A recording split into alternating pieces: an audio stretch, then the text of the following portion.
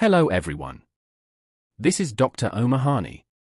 I hope all of you are happy and in good health and well-being. Today the remedy that we are going to discuss is a very deep-acting remedy. To truly understand this remedy, it is extremely important that you are emotionally mature. The reason is that you must be able to understand the emotion behind the emotion. Before we start learning about this remedy itself, we must first understand the feeling associated with it.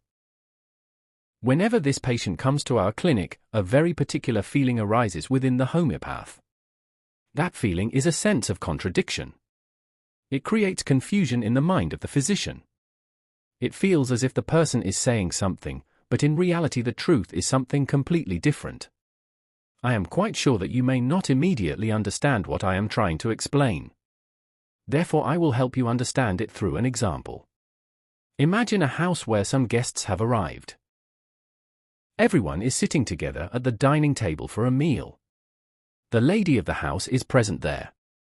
The children are also present, and the head of the family is sitting there as well. This head of the family represents the ANACARDIUM personality. As it normally happens at dining tables, conversations and discussions begin. During this gathering, the topic of domestic violence comes up. The male head of the family begins giving a lecture to the guests. He says that domestic violence is a very bad thing. He says that his blood boils whenever he sees such behavior. He describes how one day he saw a man beating a woman and how he felt like confronting him. He says that he cannot understand how people can raise their hands on their wives. In this way he portrays a very noble and respectable image of himself. However, his family is also sitting there. His children are sitting there. They know the reality. They know that this very man beats their mother. They know that he beats her very badly until she bleeds, yet this man is trying to appear like a morally upright person in front of the guests. He has absolutely no awareness that the people sitting right there at the table are living evidence that he is not the good person he is pretending to be. The children have seen everything. They have witnessed how his behavior has deeply hurt their mother and affected the entire family. But this patient behaves in such a way as if he has completely forgotten his own faults. He never sees his own mistakes. Even if you confront him and say that he himself does the same thing and that he also beats his wife, he will immediately deny it. He will directly say, "No, I do not do such things." At that moment you begin to understand the devilish aspect of his nature. At the same time, he tries to portray himself as an angelic person. But the truth is that the devil and the angel cannot exist together in the same person in this way. Either a person is acting wrongly or acting rightly. A person cannot genuinely be both at the same time.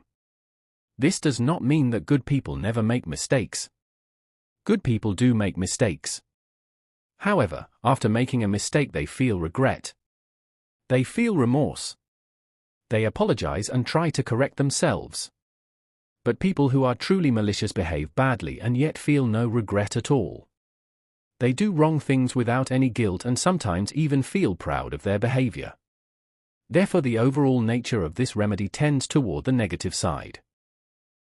You begin to understand that the person is portraying both the roles of a devil and an angel, but in reality the underlying nature is negative. In truth, the person is behaving like a devil. We often encounter this situation when we see victims of narcissistic personalities. When victims come to you, they tell you their painful stories.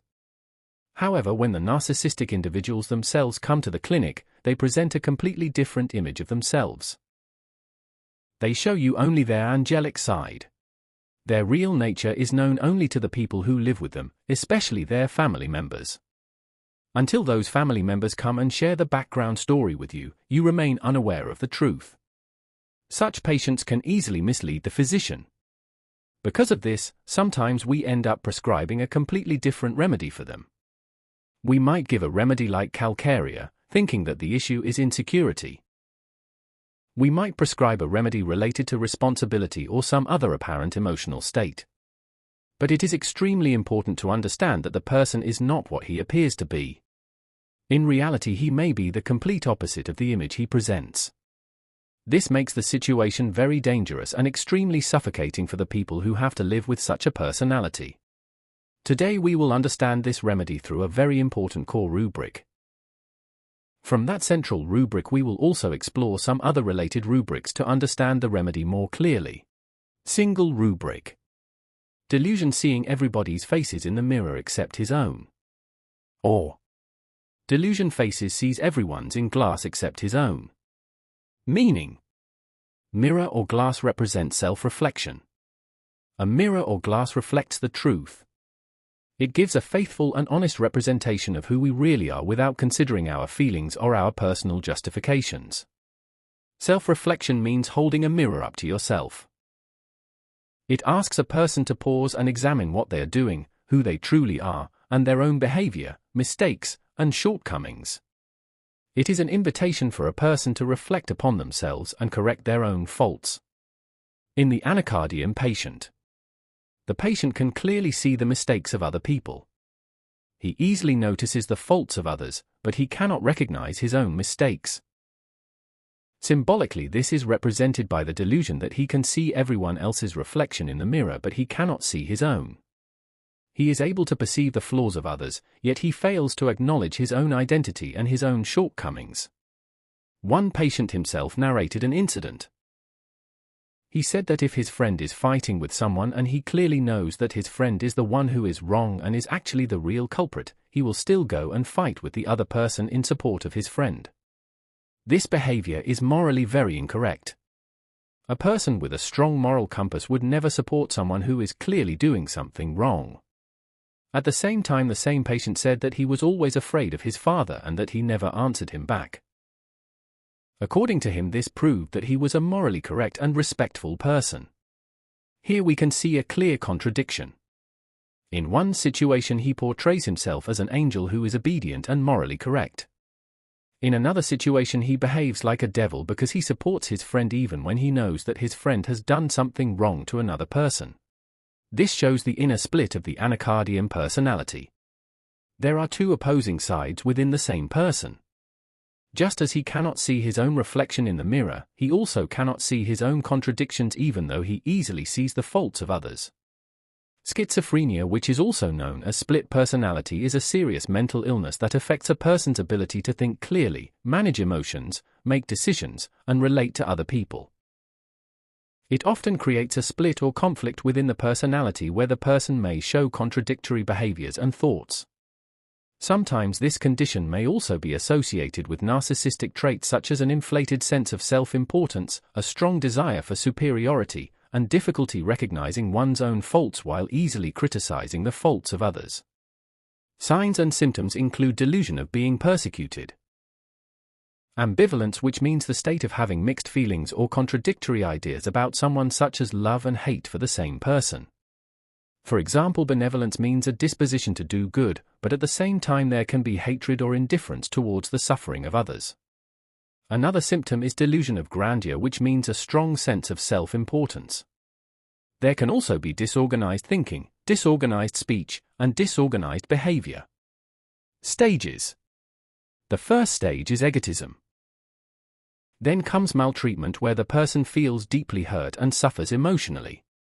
After that there is pressure to perform and a strong desire for control. This stage can be compared with the cancer state, where the person cannot leave the situation but continues to suffer while trying to prove that the superior person is wrong. He constantly wants to prove himself. After this stage the person begins to feel that he cannot do or achieve anything. There is a strong feeling of loss of control. Finally, there is destruction. At this stage the person becomes absolutely frustrated, depressed, abusive, shouting, aggressive, and violent. When they realize that they can no longer control others, they may even attempt to kill because they believe that this is the only remaining way to regain control. Plant-sensitive. Experience. There is a history of abuse after being dominated, punished, or suppressed. There may be suppressed anger.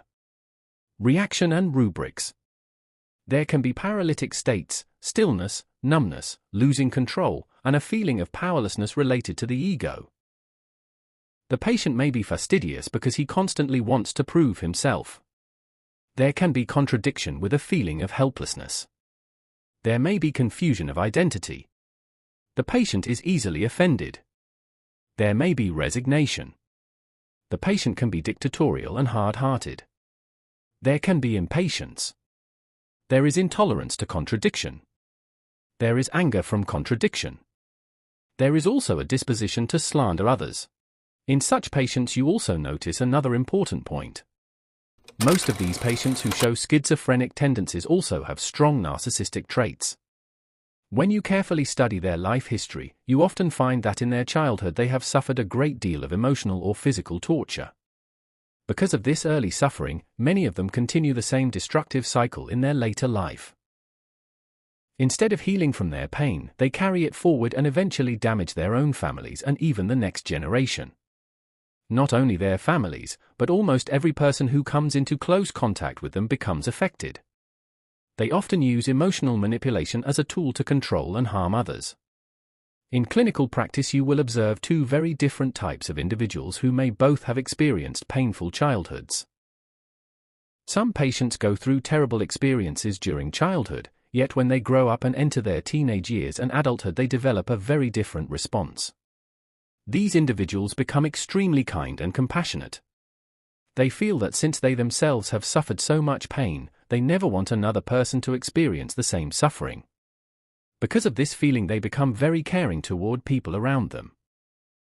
They understand the emotions of others, they avoid hurting anyone, and they gradually develop deep empathy and emotional sensitivity.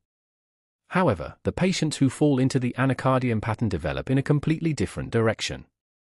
When such patients have suffered during childhood, they often grow into adults who torture the people around them to an unimaginable extent. Their behavior becomes extremely harsh and destructive toward their family members and others close to them. In some cases they even begin to derive pleasure from the suffering of others.